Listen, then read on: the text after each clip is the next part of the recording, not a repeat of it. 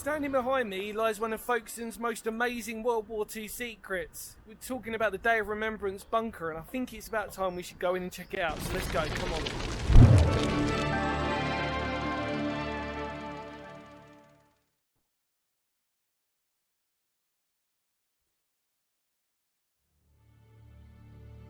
Folkestone's World War II past always gets overshadowed by its neighbour of Dover. And for good reason, as history will tell us of how vital Dover's role was to the war effort. But for this location near Folkestone's seafront on what was originally Slope Road, until it was changed in the 1920s to the Road of Remembrance, lies a true historical gem, that of a Second World War naval operations room. Built sometime between 1942 and 1943, its role was to be a naval advanced communications and operations relay site, providing information from coastal shipping radio traffic to Bletchley Park for decoding. Although run by the Navy, it would have formed as part of a combined effort for vital communications to help get that much needed edge over the Axis powers. The bunker's layout is fairly straightforward, with the upper level consisting of the ventilation plant, which at the time of recording was blocked, then the usual toilets and various designated offices, the largest two possibly being the main communications rooms, all at its height being a hive of activity, with the sounds of typewriters and footsteps being now a distant memory of Folkestone's World War II past.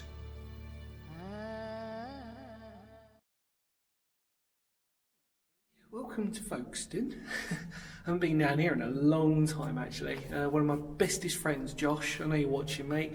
He lives in Brighton, but his parents come from Folkestone, and I have a few memories as a teenager coming, not down to this place, but in Folkestone in general. And played a few gigs up the top as well, which has been pretty cool. So, finally being able to access the Road of Remembrance Naval Bunker.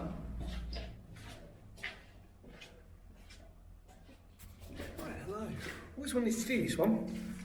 Finally get to tick it off my bucket list because it is open for the short term, but it's being inhabited by who knows what down here, and probably not much of the original. Well, obviously the structure still remains, however what you're seeing is a huge amount of habitation, from homeless people to people who clearly just want a night. Well, I don't really know. Most of the time you sort of say to each other, we don't really want to know. And the layout should be relatively straightforward. Somebody's labelled this as small room.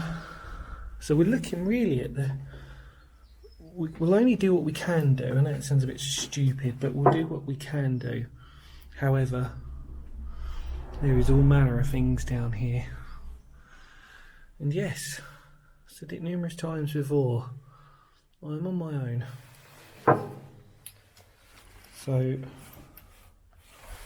know, do what we can. That looks to be a pit for where the cabling might have gone, although you can't tell that because of just how much rubbish and clothing's in here. Labelled as small room 2 apparently. Looking back. Indeed it is. A very, very small room.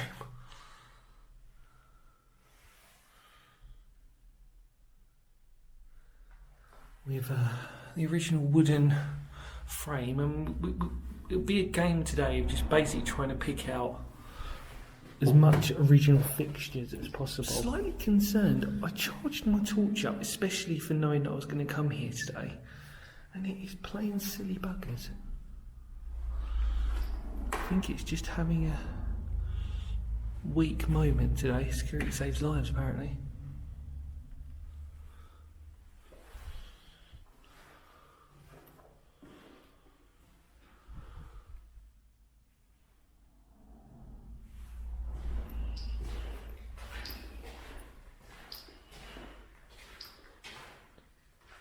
Oh my god.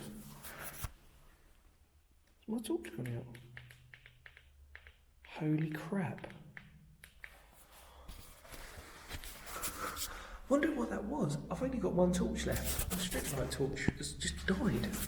That's weird. I'm not saying it's paranormal or haunted. I'm not saying that.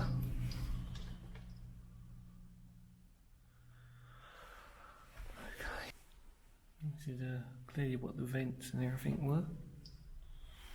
You can hear that little tingling noise. I think it's my torch being bashed about. That is so stupid. Mind you, you can see everything, so the torch is doing a good enough job, but I just wish that my other one had worked, which I don't know why, it's died. That's weird. Some Fanta. Clearly people have been in here quite recently, or use it. What was the point? Yes, you can imagine the types of smells that are in here. Wooden divide.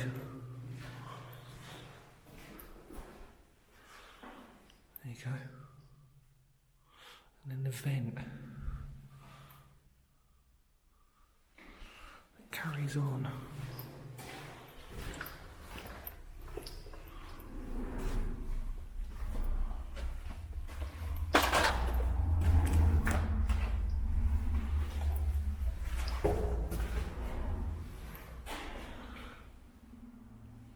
Again, same layout in here, although slightly smaller room.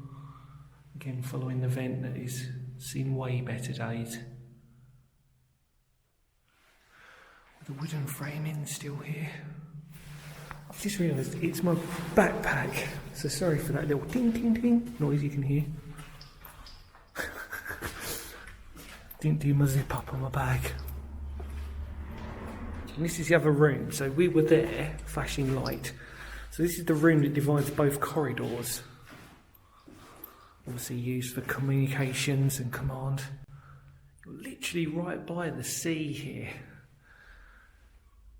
You can see where the vent again would have carried on going through. Going for this quite handy square bit of wooden framing.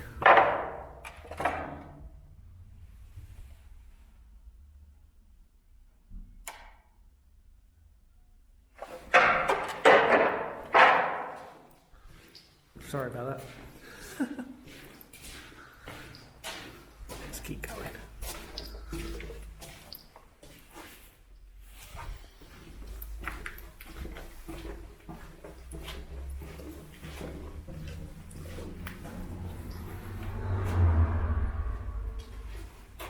The vent covered in spiders' webs.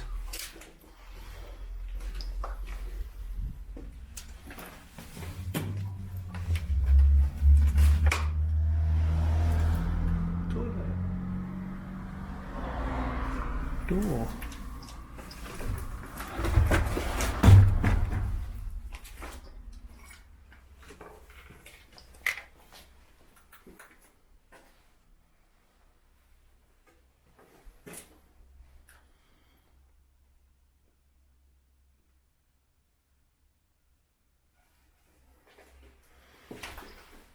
Oh God, I'm not, no. No. The smell of that is just disgusting. I'm surprised at the condition. There is still a wooden divide. The doors are still here. There is a P cubicle. I mean, how the hell is that all still here? It defies belief. I cannot believe that. And the original door that would have led onto it. Little racks there, if you can see, but these toilets, holy hell. I'm starting to think I should have worn a mask, but there is quite a lot of ventilation coming through. That's it. That is pretty much it, everybody. I'll head back for all of you.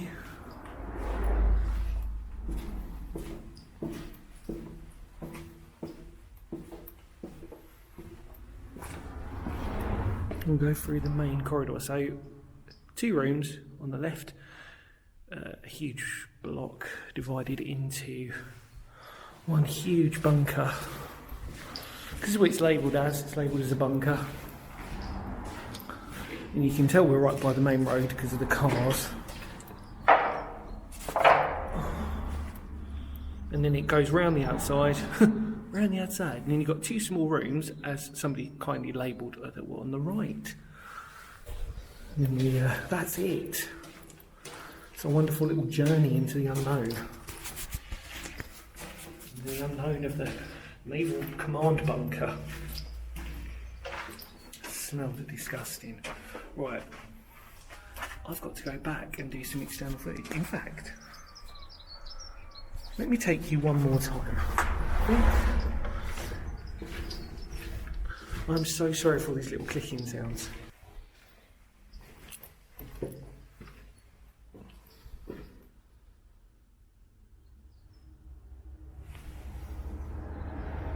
No torch. Thank God for this one. And then yeah, so you've got a corridor that divides two bunkers, one on the right now, one in the centre, split, goes round in a square, just basically giving you an idea of how this works. Goes around into a square. As we come through, you've got two mainstay bunkers, one just there as we saw, goes upstairs, which would have probably been the original entrance point, and then the escape, and then probably the escape point might have been where I was. You can see, I didn't really sort of show you this. Some very interesting graffiti.